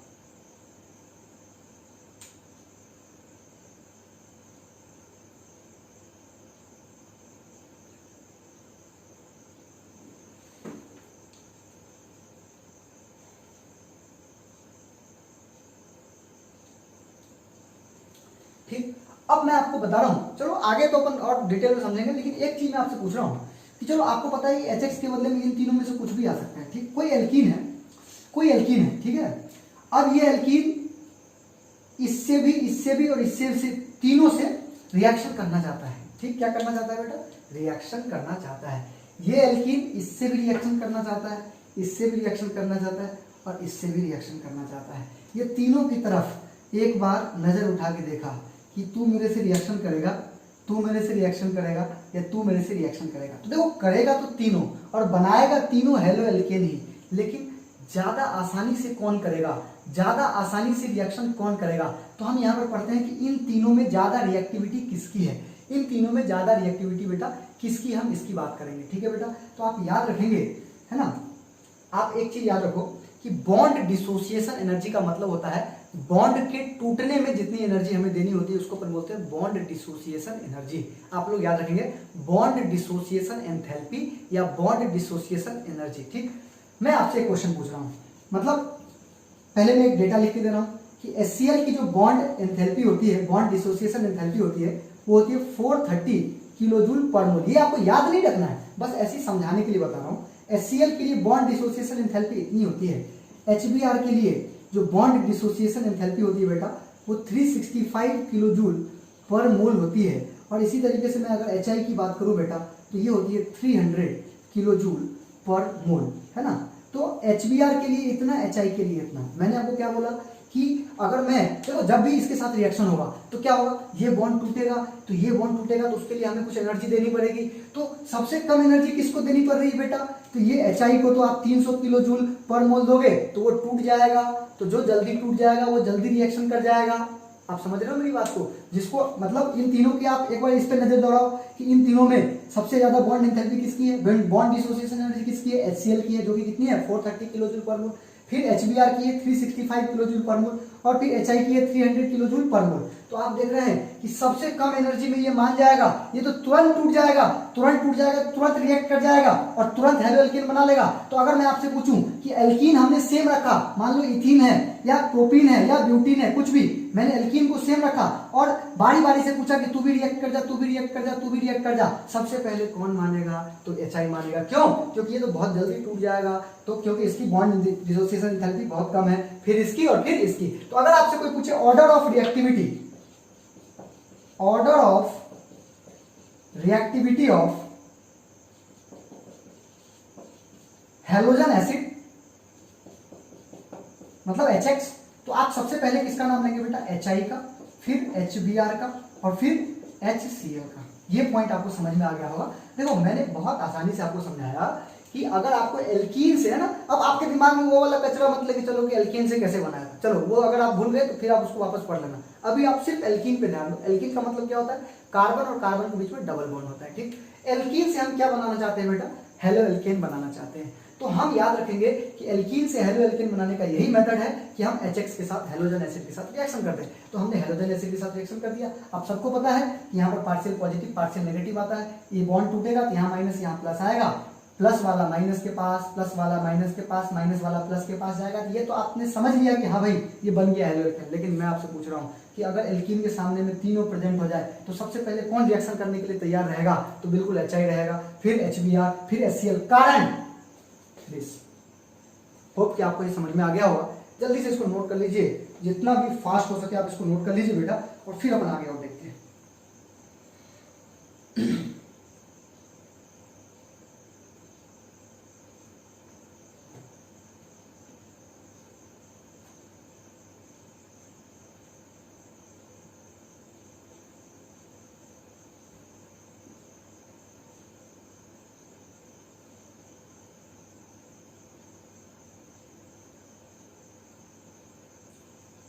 चलिए ये तो हो गया। अब जो बेटा ये जो एल्कीन है ना, ये थोड़ा सा लोचा यहाँ पर उत्पन्न करेगा। ये जो एल्कीन है, जैसे एल्कीन का मतलब आप लोग क्या क्या समझते हैं, एल्कीन मतलब इथीन, है ना, एक कार्बन का एल्कीन नहीं होता, याद रखना, मीथीन नहीं होता है। एक मतलब आपको पता है ना, एल्कीन में कार्बन कार्बन के बीच में डबल बॉन्ड होगा, तो डबल बॉन्ड बनाने के लिए कम से कम 2 कार्बन चाहिए। तो मीथेन कैसे होगा, मीथेन में तो एक ही कार्बन होता है भाई, तो इसीलिए इथीन से स्टार्ट करते हैं। ठीक, सबसे पहला एग्जाम्पल मैं इथीन का लूंगा, सबसे पहला एग्जाम्पल मैं इथीन का लूंगा। मैं एग्जाम्पल ले रहा हूँ बेटा, मैं एग्जाम्पल ले रहा हूँ। ठीक, ethene CH2 double bond CH2, इसको मैंने किसके साथ रिएक्शन कर दिया, HCl के साथ रिएक्शन कर दिया। आप HBr के साथ भी कर सकते हैं। ठीक, HCl HBr HI के साथ कर सकते हैं। तो मैंने इसको HCl के साथ रिएक्शन कर दिया बेटा। तो क्या होगा, आप बॉन्ड को किधर तोड़ना चाहते हैं, देखिए आप सबको पता है कि यहाँ पर प्लस आएगा, यहाँ पर माइनस आएगा, प्लस माइनस लिख दिया है ना, यहाँ पर तोड़ देंगे तो यह माइनस प्लस आ जाएगा। आपको पता है प्लस वाला माइनस के पास जाएगा, माइनस वाला प्लस के पास जाएगा, तो इस तरीके से ये क्या बन गया CH2 है ना। देखो डबल बॉन्ड टूट के सिंगल बॉन्ड बन गया, और ये जो CH2 माइनस था यहाँ पर प्लस आके इसको क्या बना देगा, CH3 बना देगा, और जो ये CH2 प्लस है यहाँ पर आके ये Cl बना देगा। तो आप मुझे बताइए पहले ये क्या हुआ करता था, पहले इसका नाम क्या हुआ करता था, इथीन, और अब इसका नाम क्या हो गया बेटा, क्लोरोइथेन। क्या हो गया बेटा, क्लोरोइथेन। और ये क्लोरोइथेन तो हेलो एल्केन है, हेलो एल्केन ही तो बना रहे थे बेटा। ठीक, अब देखिए हुआ क्या, एक और एग्जांपल देखते हैं फिर अपन बात करते हैं मैं क्या बताना चाह रहा हूँ आपको। CH3, अच्छा एक पॉइंट इसी में समझो, आपके बहुत सारे बच्चों के दिमाग में आ रहा होगा कि सर आप अगर ऐसे ना ब्रेक करके ऐसे ब्रेक करोगे, तो देखो भाई अगर आप ऐसे ब्रेक करेंगे तो ये जो माइनस है वो यहाँ आ जाएगा, और ये जो प्लस है यहाँ आ जाएगा। अगर माइनस यहाँ आ जाएगा तो H यहाँ जुड़ जाएगा और Cl यहाँ जुड़ जाएगा। तो मुझे आप बताओ Cl यहाँ जुड़े या यहाँ जुड़े, उससे क्या फर्क पड़ता है, वो तो एक नंबर पे ही रहेगा, मतलब वो भी क्लोरोइथेन ही रहेगा, इसलिए कोई फर्क नहीं पड़ता है। एक और एग्जांपल देखिए बेटा आप, एक और एग्जांपल आप देख सकते हैं यहाँ पर कि CH3 CH double bond CH CH3 HBr, ठीक है बेटा, किसके साथ रिएक्शन कर दिया, HBr के साथ रिएक्शन कर दिया। अब आपने क्या किया, आप सबको पता है कि मैंने फिर से इसको ब्रेक कर दिया, यहाँ पर माइनस यहाँ प्लस आ गया, यहाँ पर प्लस और यहाँ माइनस है, तो माइनस वाला किसके पास जाएगा, प्लस वाले के पास, प्लस वाला किसके पास जाएगा, माइनस वाले के पास, डबल बॉन्ड टूट के हो जाएगा सिंगल बॉन्ड। ध्यान से देखना बेटा, देखो CH3 को एज इट इज लिख दिया सिंगल बॉन्ड, फिर यहाँ पर CH, और CH के साथ क्या जुड़ेगा बेटा, Br जुड़ेगा, तो ये क्या हो गया CH, और यहाँ क्या जुड़ गया बेटा Br, और ये डबल बॉन्ड किसमें बदल गया बेटा, सिंगल बॉन्ड में बदल चुका है। डबल बॉन्ड किसमें बदल गया, सिंगल बॉन्ड में। ये जो CH है, ये जो माइनस है यहाँ पर प्लस आके एक CH पहले, एक H पहले से, एक और H, तो ये हो जाएगा CH2 और यहाँ हो जाएगा CH3। इसका नाम क्या हो जाएगा बेटा, 1 ब्रोमो ब्यूटेन, 2 ब्रोमो, दूसरे पे है ना, देखो 1 2 3 4, 2 ब्रोमो ब्यूटेन, इसका नाम क्या हो जाएगा बेटा, 2 ब्रोमो ब्यूटेन। ठीक, फिर आपके दिमाग में आएगा कि सर आप इसको अगर ऐसे तोड़ेंगे, अगर बेटा ऐसे तोड़ेंगे तो, अगर ऐसे तोड़ेंगे सॉरी, अगर आप इसको ऐसे तोड़ेंगे तो माइनस यहाँ आएगा, प्लस यहाँ आएगा, अगर माइनस यहाँ आएगा तो H यहाँ जुड़ेगा, मतलब CH2 यहाँ और Br यहाँ। और आपको मैंने नोमेनक्लेचर बहुत डिटेल में पढ़ाया बेटा। अगर आप मुझे बताएं कि अगर ये Br यहाँ ना होकर के यहाँ होता तो उसको आप 3 ब्रोमो थोड़ा ना बोलते, तीसरे पोजीशन में थोड़ा ना बोलते, तब आप इधर से गिन लेते, जिधर से ग्रुप पास होता है उधर से आप गिनते हैं ना, तो उसका नाम भी क्या होता है, 2 ब्रोमो ब्यूटेन ही होता है ना। आप लोग समझ रहे हैं कि नहीं, नोमेनक्लेचर अगर आपको क्लियर है तो बहुत आसानी से समझ में आ जाएगा कि अगर आप मान लीजिए कि इसका उल्टा तोड़ देते इसको, तो अगर इसको उल्टा तोड़ देते तो ये Br यहाँ लग के यहाँ लग जाता और H यहाँ लग जाता, और Br अगर यहाँ लग जाएगा तो वो 3 ब्रोमो ब्यूटेन नहीं होगा, वो 2 ब्रोमो ब्यूटेन ही होगा। कारण क्योंकि जिधर से ग्रुप पास होता है उधर से ही गिनते हैं। चलिए ये तो समझ में आ गया। चलिए इन दोनों में क्या सिमेट्री है, मतलब इन दोनों में क्या सिमिलरिटी है, क्या सिमिलरिटी है, ये जो एग्जांपल मैंने लिया है बेटा इसमें क्या सिमिलरिटी है, आप ध्यान से देखेंगे। इसमें ये सिमिलरिटी है कि आप इधर से तोड़ो या इधर से तोड़ो, जो बनने वाला कंपाउंड है उस पर कोई फर्क नहीं पड़ता है। मतलब यह इस प्रकार का एल्कीन है जिसको हम बोलते हैं सिमेट्रिकल एल्कीन, सिमेट्रिक एल्कीन है ये। क्या है बेटा, सिमेट्रिक एल्कीन है। सिमेट्रिक एल्कीन क्यों बोल रहे हैं इसको सिमेट्रिक एल्कीन इसलिए बोल रहे हैं क्योंकि आपने देखा कि double carbon carbon double bond के इस साइड भी उतने ही कार्बन, इस साइड भी उतने ही कार्बन, इसलिए वो सिमेट्री मतलब बराबर बराबर है ना। या फिर आप दूसरे लैंग्वेज बोले कि इन एल्कीन्स की मदद से आपने ये देखा कि आप किधर से भी बॉन्ड को तोड़ोगे तो जो प्रोडक्ट बन रहा है उस पर कोई फर्क नहीं पड़ रहा है। ठीक, तो ये अपन ने बात करी कि भाई देखो पहले मैंने आपको बताया कि एल्कीन को अगर HBr HCl के साथ रिएक्शन करेंगे तो क्या बनेगा, तो हेलो एल्केन बनेगा। ठीक, अब मैं बात कर रहा हूँ सिमेट्रिक अगर होगा, एल्कीन अगर सिमेट्रिक होगा तो इस तरीके से आप कर सकते हैं, इसको आप नोट कर लीजिए। फिर अब हम बात करेंगे अनसिमेट्रिक एल्कीन की, किसकी, अनसिमेट्रिक एल्कीन की। आप लोग एक बार इसको नोट कर लीजिए, फिर मैं आपको अनसिमेट्रिक एल्कीन की कहानी बताता हूँ। जल्दी से इसको नोट कर लीजिए।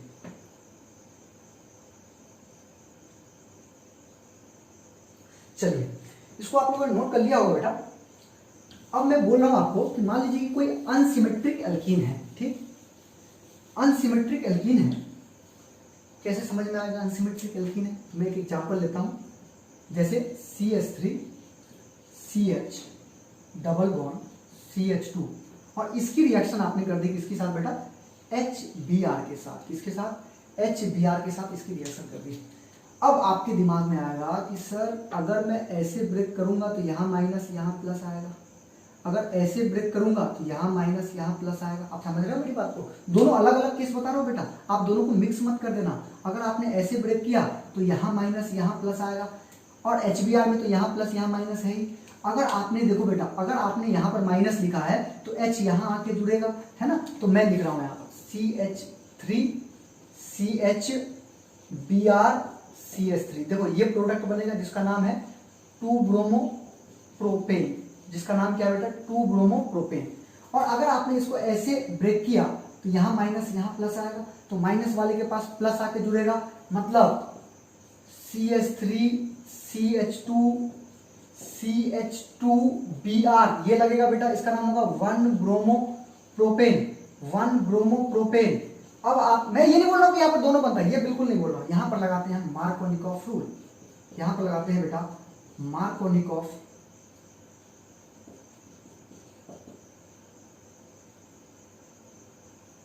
मार्कोनिकॉफ्स, है ना। मार्कोनिकॉफ रूल लगाते हैं। आप सबको मैंने बताया है मार्कोनिकॉफ रूल की बहुत ही आसान सा आंसर, अमीर को अमीर कर दो, मतलब जिसके पास ज्यादा हाइड्रोजन है उसको एक और हाइड्रोजन दे दो, जिसके पास ज्यादा हाइड्रोजन है उसको एक और हाइड्रोजन दे दो। आप सबको पता है कि जिसके पास ज्यादा हाइड्रोजन होता है उसको हाइड्रोजन दे दो। अब आप मुझे बताओ कि कार्बन कार्बन डबल बॉन्ड में किसके पास ज्यादा हाइड्रोजन है? इसके पास ज्यादा हाइड्रोजन है, तो उसको मैंने एक और हाइड्रोजन दे दिया।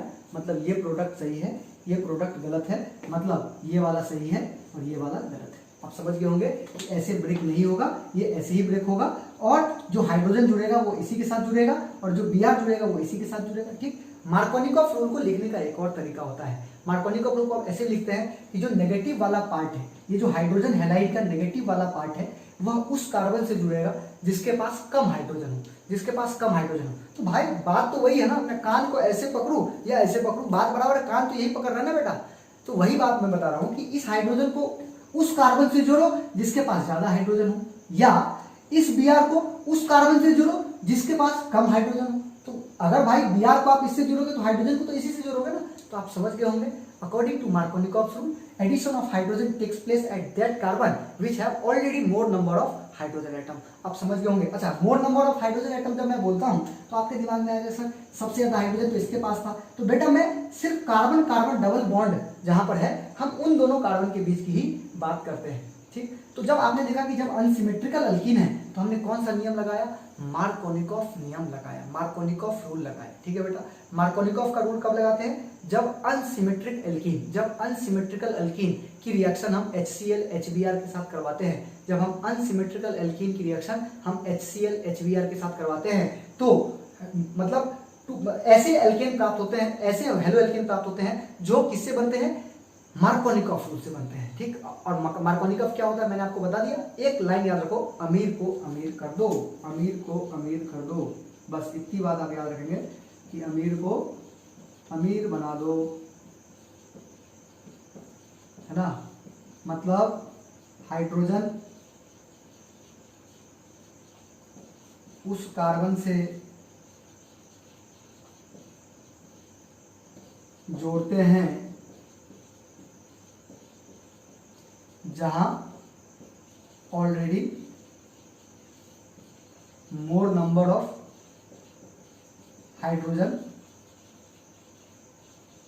होते हैं। एक बात और याद रखें, कार्बन कार्बन डबल बॉन्ड की बात कर रहा हूं मैं, ठीक है। कार्बन कार्बन डबल बॉन्ड के साथ वहां पर ज्यादा है ना। तो ये होता है मार्कोनिकॉफ का नियम, मार्कोनिकॉफ रूल। आप लोग इसको नोट कर लेंगे बेटा। उसके बाद मैं आपको और आगे की कहानी सुनाऊंगा।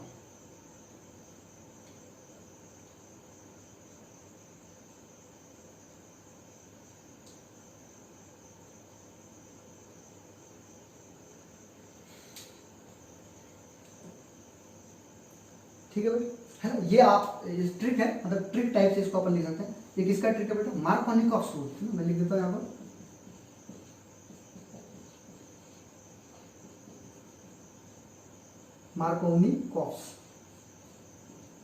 मार्कोनिकॉफ रूल का ये ट्रिक है। आप लोग जल्दी से इसको नोट कर लेंगे बेटा, फिर मैं आपको आगे बताऊंगा।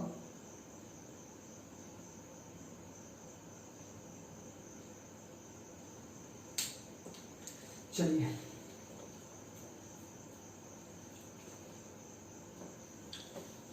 ये आपने देखा कि जब आप सिमेट्रिक एल्कीन की बात करते हैं बेटा, तो सिमेट्रिक एल्कीन को जब अपन HCl HBr के साथ रिएक्शन करते हैं तब तो कोई प्रॉब्लम नहीं है, कहीं पर भी हाइड्रोजन कहीं पर मतलब डबल बॉन्ड तोड़ दो और एक जगह पर हाइड्रोजन एक जगह पर Br लग जाएगा। लेकिन अगर अनसिमेट्रिकल एल्कीन है तो कौन सा रूल फॉलो करते हैं?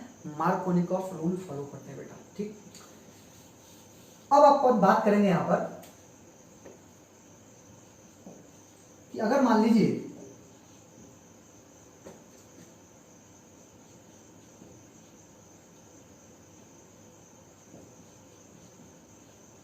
अगर मैंने इसकी रिएक्शन, चलो एक और एग्जांपल लेते हैं फिर अपन उसकी बात करेंगे। ठीक है बेटा, CH3 CH2 CH double bond CH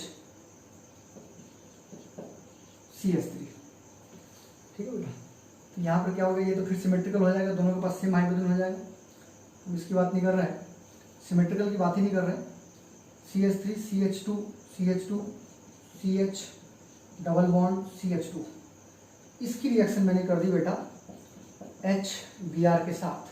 तो आप लोग थोड़ा सोच के बताइए, थोड़ा सा सोचिए, बस 2 मिनट आप लोग सोच के बताइए कि इसमें 1 ब्रोमो पेंटेन बनेगा या फिर 2 ब्रोमो पेंटेन बनेगा। जल्दी से आप सोच के बताइए एक बार, 1 ब्रोमो पेंटेन बनेगा या 2 ब्रोमो पेंटेन बनेगा? जल्दी से एक बार सोच के आप बताएंगे।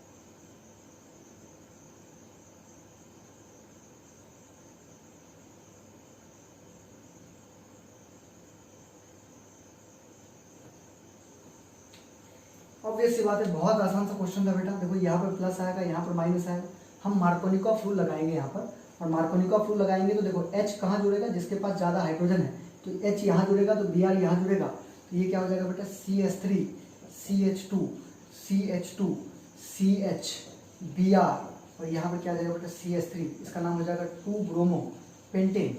इसका नाम क्या हो जाएगा बेटा? 2 ब्रोमो पेंटेन। आप सभी का आंसर सही आया होगा, उम्मीद है कि सबका आंसर सही आया होगा बेटा। ठीक है ना बेटा, अब आगे बढ़ते हैं। अगर मान लीजिए हम पेरोक्साइड इफेक्ट या खराश इफेक्ट की बात करें, पेरोक्साइड इफेक्ट क्या है या खराश इफेक्ट भी बोलते हैं इसको बेटा। पेरोक्साइड इफेक्ट क्या होता है, याद रखेंगे, पेरोक्साइड इफेक्ट, ये पेरोक्साइड इफेक्ट क्या है? तो आप देखो कि यही जो आपने अनसिमेट्रिक एल्कीन की बात करी थी, यही अनसिमेट्रिक एल्कीन को जब हम HBr के साथ बेटा रिएक्शन करवाएंगे और किसकी प्रेजेंस में करवाएंगे? किसी भी पेरोक्साइड, ऑर्गेनिक पेरोक्साइड, तो मैंने यहाँ पर बेंजोइल पेरोक्साइड लिया है ना, बेंजोइल पेरोक्साइड ले लिया मैंने, है ना। किसी भी ऑर्गेनिक पेरोक्साइड की प्रेजेंस में करवाते हैं तो मैंने यहाँ पर बेंजोइल पेरोक्साइड ले लिया, तो यहाँ जो प्रोडक्ट बनता है बेटा वो एंटी मार्कोनिकॉफ के हिसाब से बनता है। किसके हिसाब से? एंटी मार्कोनिकॉफ रूल लगाएंगे। तो एंटी मार्कोनिकॉफ रूल का मतलब क्या हुआ कि हाइड्रोजन वहां जुड़ेंगे जहां पर कम हाइड्रोजन है, तो इन दोनों में ज्यादा हाइड्रोजन किसके पास है? इसके पास। तो कम किसके पास है? इसके पास। अगर हाइड्रोजन यहाँ जुड़ेगा तो Br यहाँ जुड़ेगा, तो ये क्या हो जाएगा बेटा? CH3 CH2 CH2 Br। एक बात और याद रखना बेटा, अगर यहाँ पर HBr के बदले में मैं HCl ले लूं और भले पेरोक्साइड ले लूं, फिर भी मार्कोनिकॉफ ही लगाएंगे। याद रखना, ये जो पेरोक्साइड इफेक्ट है बेटा, जो पेरोक्साइड इफेक्ट है सिर्फ और सिर्फ HBr के साथ ही होता है, HCl HI के साथ नहीं होता है। आप ये पॉइंट बहुत इंपॉर्टेंट, मैं बता रहा हूँ फिर से, ये पॉइंट बहुत इंपॉर्टेंट है कि यह जो पेरोक्साइड इफेक्ट होता है या खराश इफेक्ट होता है, एक ही बात है, पेरोक्साइड इफेक्ट या खराश इफेक्ट एक ही को बोलते हैं, ये HBr के साथ ही होता है। ये पॉइंट आप याद रखेंगे कि जब हम अनसिमेट्रिक एल्कीन को HBr के साथ किसी भी ऑर्गेनिक पेरोक्साइड जैसे बेंजोइल पेरोक्साइड के साथ रिएक्ट करते हैं, तो जो प्रोडक्ट बनता है, मतलब हेलो एल्केन बनता है, वो according to anti Markovnikov rule के हिसाब से बनता है। तो यहाँ पर क्या बन जाएगा प्रोडक्ट बेटा? 1 ब्रोमो प्रोपेन बन जाएगा, है ना। ये क्या बन जाएगा बेटा? 1 ब्रोमो प्रोपेन बन जाएगा। ऐसा तो नहीं कि सर बेटा कट रहा है, ये अगर नहीं कट रहा, ये अगर कट रहा हो तो मैं इसको यहाँ लिख देता हूँ, CH3 CH2 Br। मतलब अगर ये फ्रेम में नहीं आ रहा उसे तो मैंने यहाँ लिख दिया, 1 ब्रोमोप्रोपेन है, ठीक है ना। ये एंटी मार्कोनिकॉफ रूल लगा बेटा, इसको अपन क्या बोलते हैं, पेरोक्साइड इफेक्ट या खराश इफेक्ट, ठीक। तो आप लोग एक बार इसको नोट कर लेंगे और फिर देखते आगे और कुछ पॉइंट्स अपन देखते हैं।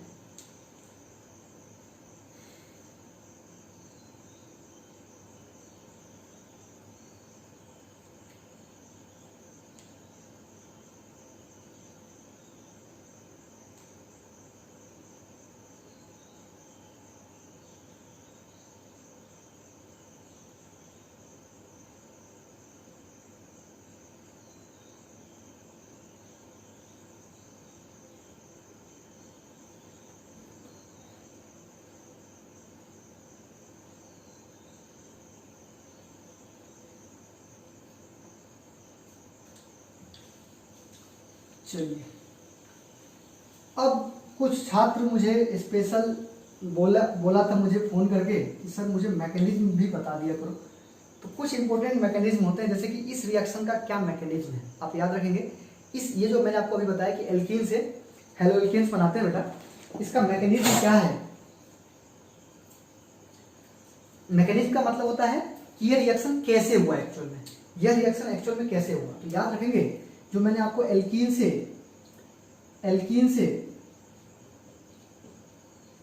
को HX के साथ रिएक्शन करने से जो आपको बताया मैंने कि यहाँ पर X यहाँ पर H लग जाता है ना, मतलब एल्कीन से हेलो एल्केन,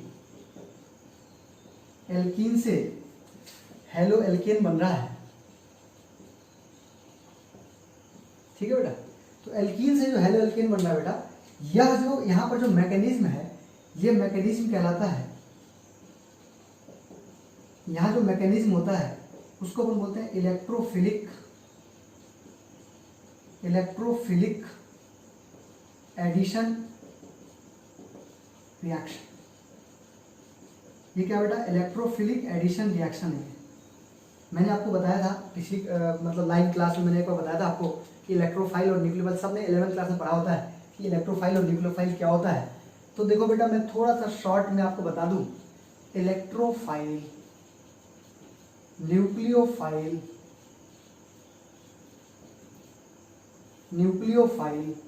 देखो बेटा, इलेक्ट्रो मतलब इलेक्ट्रॉन और फाइल मतलब लविंग। इलेक्ट्रॉन लविंग ग्रुप जो होते हैं उसको अपन बोलते हैं इलेक्ट्रोफाइल, मतलब जिसकी निगाहें इलेक्ट्रॉन की ओर हो, जिसकी निगाहें नेगेटिव चार्ज की ओर हो, उसको अपन क्या बोलते हैं बेटा, इलेक्ट्रोफाइल। तो आप मुझे बताएंगे कि इलेक्ट्रॉन की तरफ मतलब नेगेटिव चार्ज की तरफ किसकी निगाहें होंगी, ऑब्वियस सी बात है पॉजिटिव चार्ज की निगाहें होंगी। तो जो पॉजिटिव मतलब जो इलेक्ट्रोफाइल होते हैं वो जनरली वो पॉजिटिव चार्ज वाले होते हैं। आप समझ गए होंगे कि जो इलेक्ट्रोफाइल होते हैं उन पर जनरली क्या होता है, पॉजिटिव चार्ज होता है, ठीक। और न्यूक्लियोफाइल मतलब न्यूक्लियस को अट्रैक्ट करने वाला, जो जिनकी निगाहें न्यूक्लियस की ओर हो। न्यूक्लियस पर पॉजिटिव चार्ज होता है, आप सबको पता है। और पॉजिटिव न्यूक्लियस पर किसकी निगाहें होंगी भाई, पॉजिटिव चार्ज पर किसकी निगाह होंगी, नेगेटिव चार्ज की निगाहें होंगी। तो जो न्यूक्लियोफाइल होते हैं बेटा वो जनरली नेगेटिव चार्ज वाले होते हैं। तो चलिए इसकी बात अपन बाद में करेंगे, अभी हम बात कर रहे हैं इलेक्ट्रोफिलिक एडिशन रिएक्शन। तो मैकेनिज्म जो होता है, ये जो आपको मैंने रिएक्शन बताया है ना, ये थोड़ा एक्स्ट्रा पार्ट है। तो अपन अगर बोर्ड लेवल की बात करें, एग्जाम की बात करें, तो जो मैंने अभी तक आपको पढ़ाया वो काफी था। लेकिन अगर मैं मैकेनिज्म की बात करूं बेटा कि ये कैसे मैकेनिज्म हुआ है, कैसे हुआ है ये, तो मैं आपको बताऊं कि सबसे पहले क्या होता है कि इस रिएक्शन में सबसे पहले क्या होता है कि ये जो कार्बन कार्बन डबल बॉन्ड है बेटा, ये जो आपको कार्बन कार्बन डबल बॉन्ड दिख रहा है, अगर आपने मान लो सपोज करो यहाँ पर HCl के साथ रिएक्शन करवा दिया, इसका HCl के साथ रिएक्शन करवा दिया, सबसे पहले क्या होगा, यहाँ पर इलेक्ट्रोफाइल बनता है। क्या बनता है बेटा, यहाँ पर इलेक्ट्रोफाइल बनता है, ठीक। कैसे बनाएंगे, तो देखो ये जो पाई बॉन्ड आपको दिख रहा है ना, पाई बॉन्ड, पाई बॉन्ड में कौन से इलेक्ट्रॉन होंगे, पाई इलेक्ट्रॉन होंगे। मतलब यहाँ पर जो इलेक्ट्रॉन की डेंसिटी है वो ज्यादा है, मतलब ये इलेक्ट्रॉन रिच इलाका है। यह कौन सा इलाका है बेटा, इलेक्ट्रॉन रिच, मतलब जहां पर इलेक्ट्रॉन की टेंडेंसी ज्यादा है, ठीक। अब इसकी निगाहें जाएंगी कहाँ, इलेक्ट्रोफाइल की ओर, इलेक्ट्रोफाइल की ओर जाएगी क्योंकि H पर प्लस चार्ज होता है, आप सबको पता है। तो जैसी इसकी निगाहें जाएंगी इधर, तो यहाँ पर आ जाएगा डेल्टा माइनस और यहाँ पर आ जाएगा डेल्टा प्लस। अच्छा, इससे पहले भी जहां जहां मैंने HCl HBr लिखा था तो मैंने प्लस माइनस लिख दिया था, लेकिन डेल्टा प्लस डेल्टा माइनस मतलब पार्शियल पॉजिटिव और पार्शियल नेगेटिव ही आता है। मैं इसका भी कॉन्सेप्ट बताऊंगा क्यों आता है। अभी तो आप देखो कि सबसे पहले ये इलेक्ट्रॉन रिच था, तो इसकी निगाहें कहाँ गई बेटा, यहाँ गई, इसकी निगाहें यहाँ गई, तो यहाँ पर डेल्टा प्लस आ गया, डेल्टा माइनस आ गया, और इस तरीके से ये बॉन्ड क्या हो जाएगा यहाँ पर ब्रेक, ये बॉन्ड क्या हो जाएगा बेटा यहाँ पर ब्रेक। अगर ये बॉन्ड ब्रेक हो जाएगा तो बॉन्ड ब्रेक होने पर यहाँ पर आ जाएगा प्लस, यहाँ पे आ जाएगा माइनस, सॉरी यहाँ पे आ जाएगा माइनस, यहाँ पे आ जाएगा प्लस। जैसे ही बॉन्ड ब्रेक होगा यहाँ आ जाएगा माइनस, यहाँ आ जाएगा प्लस, और ये जो इलेक्ट्रोफाइल है, यह इलेक्ट्रोफाइल आ जाता है यहाँ, है ना, कहाँ पर, यहाँ अटैक कर देता है, तो ये हो जाएगा, ये देखिए आप यहाँ पर प्लस, यहाँ पर लग गया H, ठीक है, इसी को बोलते हैं इलेक्ट्रोफाइल। ये क्या है बेटा, इलेक्ट्रोफाइल, है ना। इलेक्ट्रोफाइल कैसे समझ में आया, देखो पॉजिटिव चार्ज है कार्बन के ऊपर, पॉजिटिव चार्ज है मतलब ये कार्बोकैटायन बना लेता है, क्या बना लेता है बेटा, सॉरी कार्बोकैटायन। मैं इलेक्ट्रोफाइल नहीं लिखना चाह रहा था, मैं एक्चुअल में यहाँ पर कार्बोकैटायन लिखना चाह रहा था बेटा, है ना। क्या बना लेता है ये कार्बोकैटायन, कार्बोकैटायन का मतलब कार्बन के ऊपर पॉजिटिव चार्ज आ जाता है, ठीक। तो याद रखेंगे कि इस मैकेनिज्म में इलेक्ट्रोफिलिक एडिशन रिएक्शन में सबसे पहले क्या बनता है, कार्बोकैटायन बनता है। कैसे बनता है आप समझ गए कि देखो एल्कीन होगा तो उसमें कार्बन कार्बन के बीच में डबल बॉन्ड होगा, और ये जो डबल बॉन्ड वाला कार्बन होता है बेटा, यहाँ पर इलेक्ट्रॉन रिच मतलब इलेक्ट्रॉन डेंसिटी ज्यादा होता है, इलेक्ट्रॉन क्लाउड होता है, इसके कारण से इसकी निगाहें जाएंगी इसकी तरफ, H प्लस की तरफ, मतलब H की तरफ जाएंगी, तो यह पार्शियल नेगेटिव पार्शियल पॉजिटिव कर लेता है, यहाँ पर डेल्टा प्लस डेल्टा माइनस आ जाता है ना। जैसे ही टूट के यहाँ पर ये बॉन्ड जैसे ही ब्रेक होगा तो इस माइनस पे H आके लग जाता है, और यहाँ पर प्लस ये कार्बोकैटायन बना लेता है, और यह प्रोसेस जो होती है वो स्लो प्रोसेस होती है बेटा, यह प्रोसेस होती है स्लो। और उसके बाद यहाँ पर ये जो प्रोसेस फिर से ये जो कार्बोकैटायन है बेटा, ये जो कार्बोकैटायन नहीं दिख रहा हो तो मैं यहाँ लिख दो बेटा, उसका चूंकि ये Cl माइनस अकेला रह गया है यहाँ पर, तो ये जो कार्बोकैटायन आपको दिख रहा है बेटा, ये जो कार्बोकैटायन आपको दिख रहा है इसके साथ Cl माइनस जुड़ जाता है, और ये वेरी फास्ट जुड़ता है, और ये बना लेता है यहाँ पर CH, यहाँ पर प्लस है, यहाँ पर क्या लग गया Cl, और यहाँ पर H, और इस तरीके से ये रिएक्शन कंप्लीट हो जाता है। तो कुल मिला के देखो बेटा, जिनको रिएक्शन मैकेनिज्म नहीं पता है क्या होता है, तो मैं आपको बताऊं कि यह रिएक्शन एक्चुअल में कैसे कैसे हुआ होगा, तो वो मैं बताने की कोशिश कर रहा था कि आपसे अगर कोई पूछे कि एल्कीन से जो हेलो एल्कीन बनाते हैं इसमें कौन सी रिएक्शन होती है, कौन सा मैकेनिज्म होता है, तो आप बोलेंगे इलेक्ट्रोफिलिक एडिशन रिएक्शन। और इलेक्ट्रोफिलिक एडिशन रिएक्शन मतलब इलेक्ट्रोफाइल का जुड़ना। तो देखो इलेक्ट्रोफाइल किस प्रकार से जुड़ता है, ये जो H है वो इस कार्बन से कैसे जुड़ता है, सबसे पहले ये इलेक्ट्रॉन हाई डेंसिटी होने के कारण इसकी निगाहें इधर जाती है ना, उसके कारण से यहाँ पर प्लस यहाँ पर माइनस बनता है, ये H प्लस आगे जैसे बॉन्ड ब्रेक होगा, डबल बॉन्ड ब्रेक होगा, तो यहाँ माइनस यहाँ प्लस आएगा, तो यहाँ पर आके H जुड़ गया, अब ये बन गया कार्बोकैटायन, और इस कार्बोकैटायन के साथ क्या जुड़ गया बेटा, ये जो न्यूक्लियोफाइल यहाँ पर Cl माइनस बचा हुआ था ये जुड़ गया, ये प्रोसेस होती है स्लो और ये होती है फास्ट। तो इस तरीके से ये रिएक्शन कंप्लीट होता है, और इसी को बोलते हैं इलेक्ट्रोफिलिक एडिशन रिएक्शन।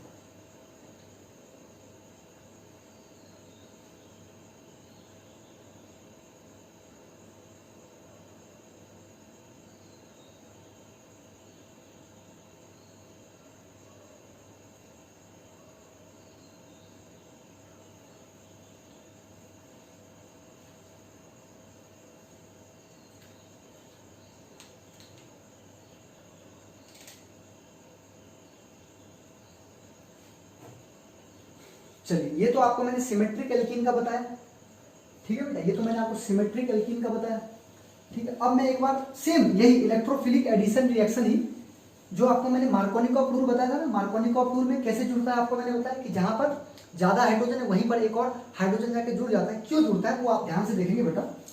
एक बात आप याद रखें यहाँ पर कि 3 डिग्री कार्बोकैटायन, मैं यहाँ पर एक चीज लिख रहा हूँ, आप लोग ध्यान देंगे, 3 डिग्री कार्बोकैटायन जो होता है वो ज्यादा स्टेबल होता है 2 डिग्री कार्बोकैटायन से, और यह ज्यादा स्टेबल होता है 1 डिग्री कार्बोकैटायन से।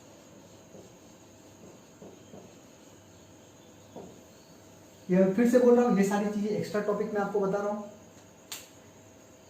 ये किसका ऑर्डर है बेटा, स्टेबिलिटी का ऑर्डर है। अगर आपसे कोई पूछे कि ज्यादा स्टेबिलिटी किसकी होती है, 3 डिग्री कार्बोकैटायन, 2 डिग्री कार्बोकैटायन और 1 डिग्री कार्बोकैटायन, तो आप क्या बोलेंगे, 3 डिग्री कार्बोकैटायन सबसे ज्यादा स्टेबल होता है, फिर 2 डिग्री कार्बोकैटायन और फिर 1 डिग्री कार्बोकैटायन। चलिए, आपको जो मैंने मार्कोनिकॉफ फ्लूर बताया था अनसिमेट्रिक एल्कीन में, उसका एक एग्जांपल लेते हैं, उसमें कैसे मैकेनिज्म हुआ है।